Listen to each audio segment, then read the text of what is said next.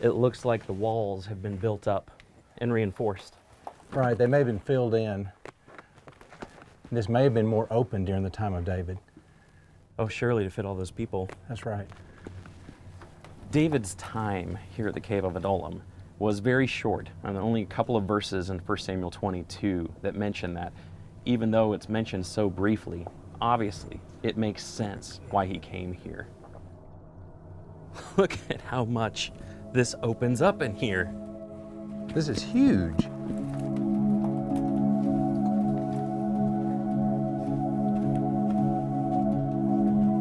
Oh, there's a bat flying around over there. And another tunnel leading out. There are little nooks and crannies all over the place. There's a place for a millstone, a small millstone. Hey, look over here. Look over here. Wow. It looks like an entrance. How deep does it go? It looks like the wall used to continue around.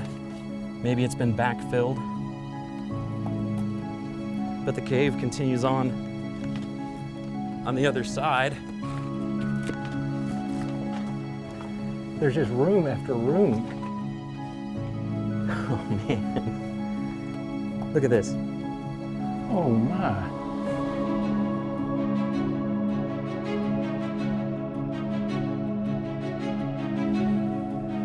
It was surreal to think about this being the spot where David hid out, and to wonder which of these entrances was the one that he used every day. Which of these places was the place where he slept? And to think about this cavern being filled up with the people that had come to him, with the soldiers, his mighty men. Could 400 people really have met up with David and hid out here? Once you got into the cave system, it could easily house as many people as the text says that came and united with David here. It felt like we had gone through a time warp back to that day, and you might see David walking around at any moment.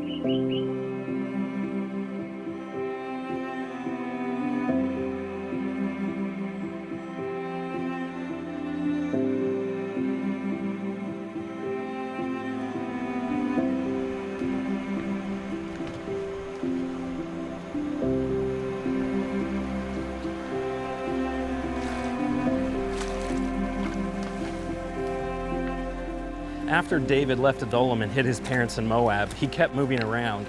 That's right. We are on the edge of the Judean wilderness. This part of the country only gets about 4 to 5 inches of rain per year.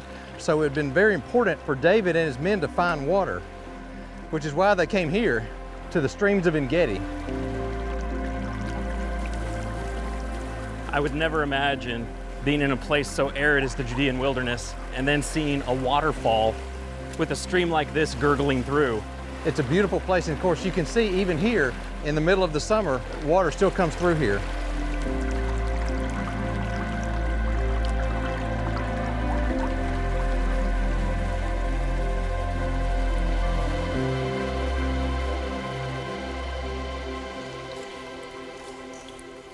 Take a look at this place. This is very similar to the Caves of Adullam in the fact that it's remote.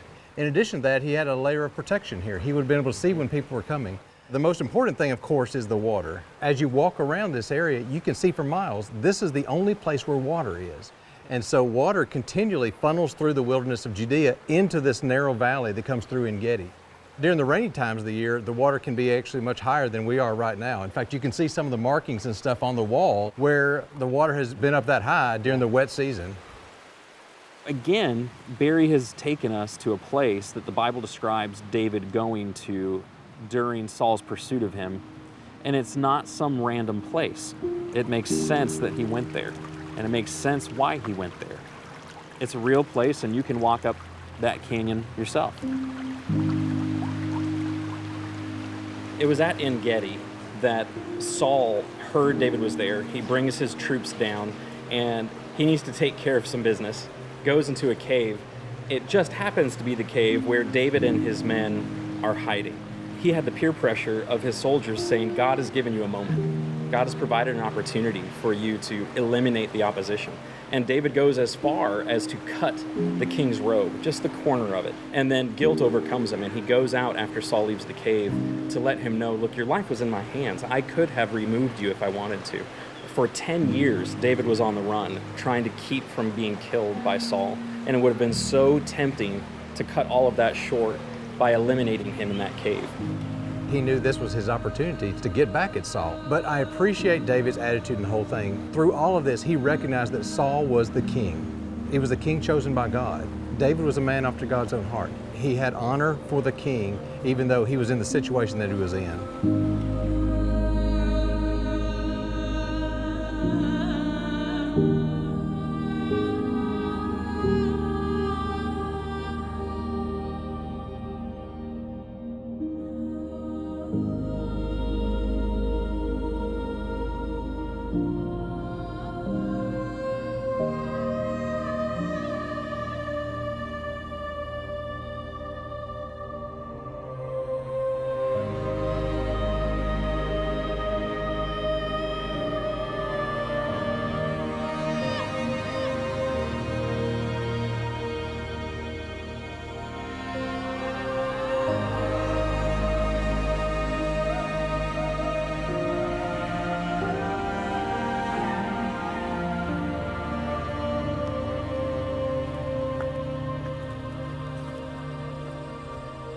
Reading through 1 Samuel, you start to see some really strong contrasts between who God allowed to be king first with who he rose up to be king second. And I think this final battle at Mount Gilboa is the pinnacle of that. At approximately the same time, you have two battles going on. You've got the battle here in the valley, and then you've got David, whose family has just been kidnapped from Ziklag. And they both have to make a decision. How do we figure out what we're going to do? And Saul tries to communicate with the Lord, but the Lord's not responding to him anymore. David, when he gets to Ziklag, he appeals to God and says, should I pursue these attackers? And so you've got this contrast that here's this final downfall of Saul as a king, and simultaneously, David, after 10 years of running, is raised up to serve as this new king who's going to expand and stabilize Israel. The battle that is described in 1 Samuel mentions a lot of different geographical locations. Saul died right here. This is where the end of his life happened. And one of the things I love about the Bible is the geographical accuracy. And you can actually see that here. It mentions at the end of 1 Samuel, the Philistines were encamped at Shunem, which sits at the base of the hill of Moreh across the valley. The Israelites were encamped over here on Gilboa. And the night before, Saul wanted to talk to a medium over in Endor. Endor is just on the eastern side of the hill of Moreh. If you think about that, he went over there at night in disguise, but he had to go around the Philistine army just to get there. To look down on the valley and have the battle drawn out. This is where people moved, and this is where Saul went at night and snuck around the army and then came back around. You can sense his desperation. What king would do that? The king is the high target in any battle, but he's willing to risk himself at night before the battle starts to try to get someone to tell him what's going to happen, even though Samuel's already told him. The battle ensued, and that battle took place somewhere between here and the hill of Moreh. Saul is moving back this way. So as the Philistines are defeating the Israelites are retreating, or maybe trying to get to high ground, coming and moving up Mount Gilboa. Saul takes an arrow, and then he falls on his sword, and then an Amalekite is coming along. Saul asks him to kill him before the Philistines find him, and that's how he dies. And so it all just continues moving this way. Then his body, as well as the body of his three sons, were taken to Bethshan, and those bodies were hung on the wall of Bethshan. It was an Israelite city, but it was occupied by the Philistines. They had worked their way that far into the valley. And the citizens of Jabesh-Gilead found out about it, and they came from Jabesh-Gilead, which is about 30 miles in that direction, took the bodies down, took them over to Jabesh, burned the bodies, and then buried the bones. I think the author of 1 Samuel and relating the history of the death of Saul really wants us to feel the tragedy of what had happened. You know, Saul was selected in a moment of rebellion on the part of Israel. They were rejecting the judges, they were rejecting Samuel as a prophet, and they wanted a king to fight their battles. They wanted a king like the other nations. And so God gave them what they wanted, not necessarily what they needed. From the get-go, Saul was pretty unimpressive. To see him just so tragically fail and fall here, it's chilling to sit in this spot and to think about that. When we talk about geography and all of the places in the biblical narrative, that seems to fit and to back up what the story says. Coming to these places and seeing where they are and seeing the movement, all of that reinforces the reliability of the text. After David got the news of Saul dying on Mount Gilboa, he ends up being installed as king. He's been chased for over a decade, and so there's a part of him that's probably elated that finally he's getting to do what God set him apart to do. They're setting up some permanent roots, but at the same time, it came at a terrible cost. His father-in-law, the Lord's first anointed, and his best friend, Jonathan, have lost their life. You see that heartbreak when you read his beautiful song, mourning the loss of the Lord's anointed. You see that conflict in him just before he moves to Hebron.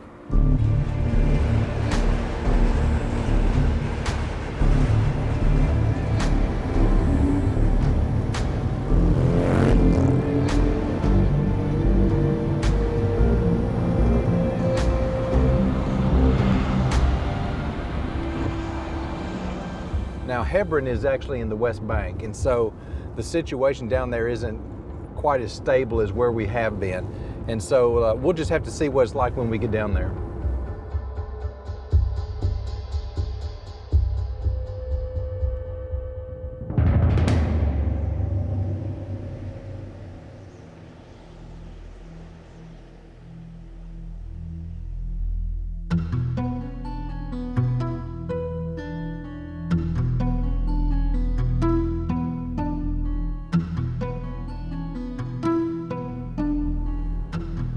Just pull right over here. There are two people that are just indispensable to us traveling over here. One of them is our driver, Fauzi, who's just spectacular. And the second is Gus, our guide. And they jumped out and spoke to some of the kids in the yard in the front of the house, and they said, yeah, you can come use our side yard. And so we went around trying to get our perspective, and while he's doing that, the wife of the family sent Fauzi out with a platter to serve us hot tea.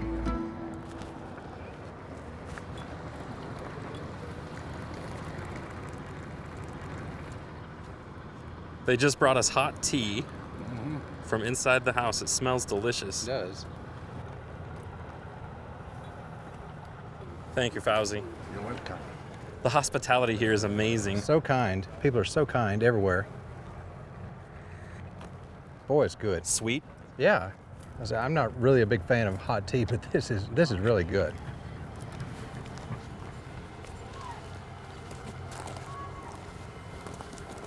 On the way here, we talked to our guide and our driver. Both of them advised us against going into Hebron, and that's fine. Yeah. I mean, we can see the city of Hebron from this standpoint. You can see it up there on the hill. It's over 200,000 people. It's one of the largest cities in the West Bank. The transition to a centralized government really accelerates here. I mean, he moves into Hebron and probably moves about 1,000 people into the city. They didn't all fit. Some of them had to move into the surrounding areas. It's interesting too, when David asked God, where do you want me to go? God specifically says, go up to Hebron. And I don't know if you noticed it, as we drove here, we're really up in the hills. Hebron is over 3,000 feet in elevation. And so it's one of the highest cities along the Central Mountain Range. From the excavations that they've done, they found evidence of possible Israelite occupation during Iron Age. They seem to have found a lot of foot traffic that would have gone through the main square there, indicating that there had been an increased presence of people. Collard rim jars that are associated with that period of time. They've found the possible remains of David's residence, but it's underneath a building and they haven't been able to dig that up. So there's some significant things at Hebron. As far as the development of the United Kingdom goes, Saul, the first king, made his hometown, Gibeah of Benjamin, his capital. David chose to make his first capital, Hebron, in Judah. But not all of the tribes acknowledged him initially as king. And so it makes sense. You see him choose a more neutral central location in Jerusalem, and it's right on the border of Benjamin and Judah. You see him thinking through, this is more than just my tribe. I'm a ruler over all the tribes. Something that you hear people say a lot as you travel around Israel is everything is political. There are a lot of conflicting ideas about how things should go, what belongs to whom. But the reality was, we rode up this hillside, there was this Palestinian family, and they welcomed us right onto their property. So what we thought was just going to be a quick stop ended up being this very hospitable visit by some folks who did not know us until we pulled up in their driveway. So on a day-to-day basis, there are just so many people from different ethnicities and religious backgrounds that do get along, and they do make it work, and they just try to be very respectful of each other and their differences.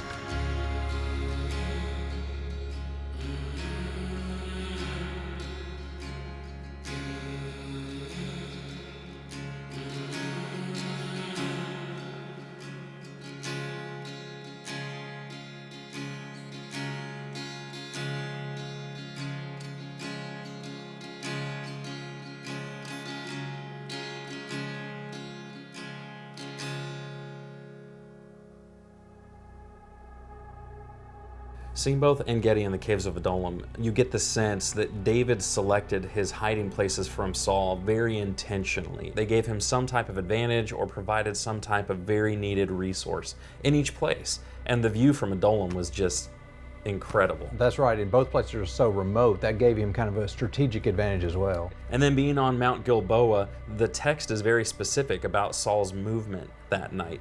To stand on the top of the mountain and have you point out the exact same places, you could see them all from that one spot, and to know that that was the spot where the Bible describes him dying. The accuracy of the Bible in a lot of stories, and especially that one, is so important.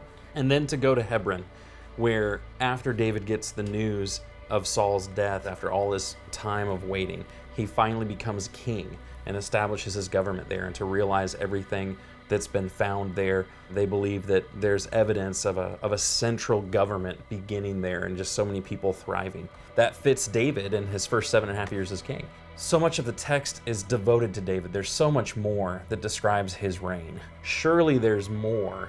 There's more evidence out there for David. Well, there is. In fact, we know that David eventually moves his capital from Hebron to Jerusalem. Now, once we get to Jerusalem, there'll be a number of things inside the city I think you'll really enjoy. In fact, the story of how David conquered the city is really, really interesting.